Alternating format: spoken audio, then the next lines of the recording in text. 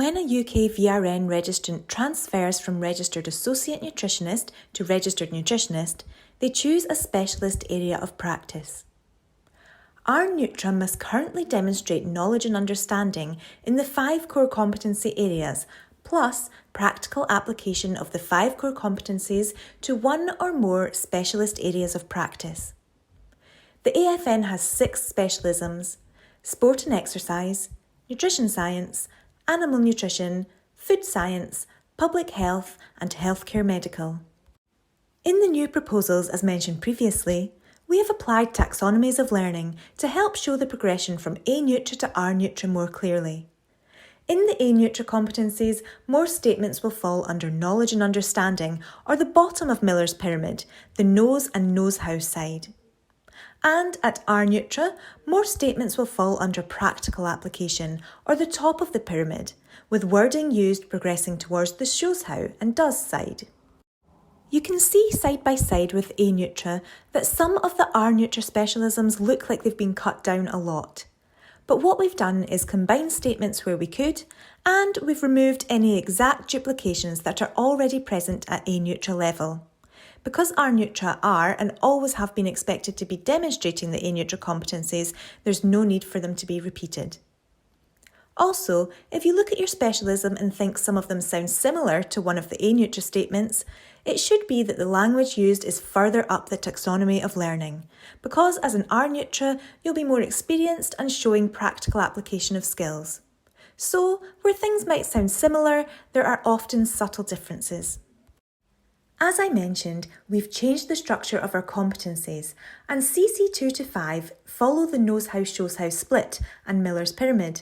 However, the new CC1, which was professional conduct, couldn't be displayed in the same way.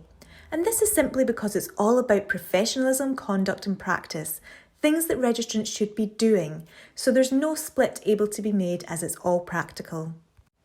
Now let's take a brief look at some of the changes in each specialist area. For all specialisms, the majority of statements fall under the practical application heading. Duplications have been removed and statements combined, and statements have been moved around so that they are housed within the most appropriate competency. Let's take a quick look at what's changed in the sport and exercise specialism.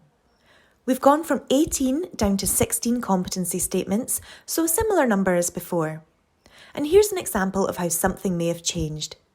Currently, SE1C asks that registrants recognise the evidence base for the IOC consensus statements. In the new proposals, we can see that this statement is now clearly situated under the practical applications section, so we know that it's something we should be able to show. And what is expected is much clearer.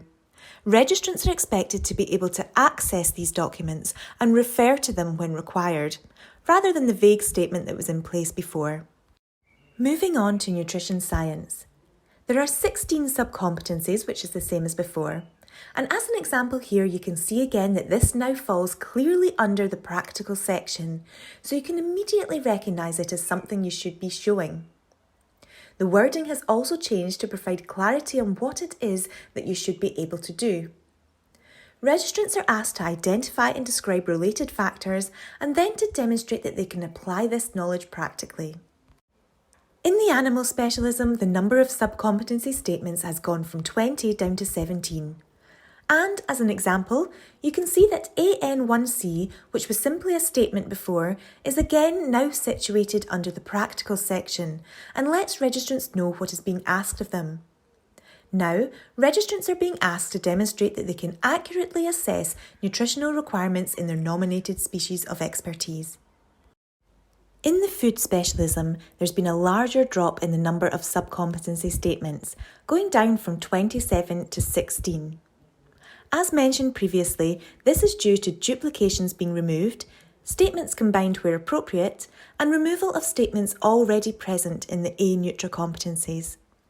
This brings this specialism in line with the others, helping maintain consistency across the specialist areas. Here's an example of what has changed. Here you can see that the current statements for FN 4B, C and E, which previously were not clear about what was being asked of a registrant, have now been combined into one single statement, which falls under practical application or the shows how section. So registrants can now clearly see that it is something they are expected to be able to show or do. In the public health specialism, the number of sub-competency statements has gone from 20 to 16. And looking at an example, this statement that asked for knowledge of behaviour change has been moved to the practical section, with registrants now being able to clearly see what is being asked of them, to incorporate behaviour change techniques when developing activities as appropriate. Finally, the healthcare medical specialism has gone from 47 statements down to 17.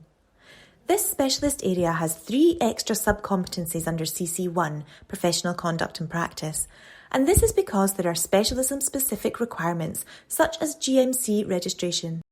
47 to 17 seems like a large reduction, so what happened to the statements?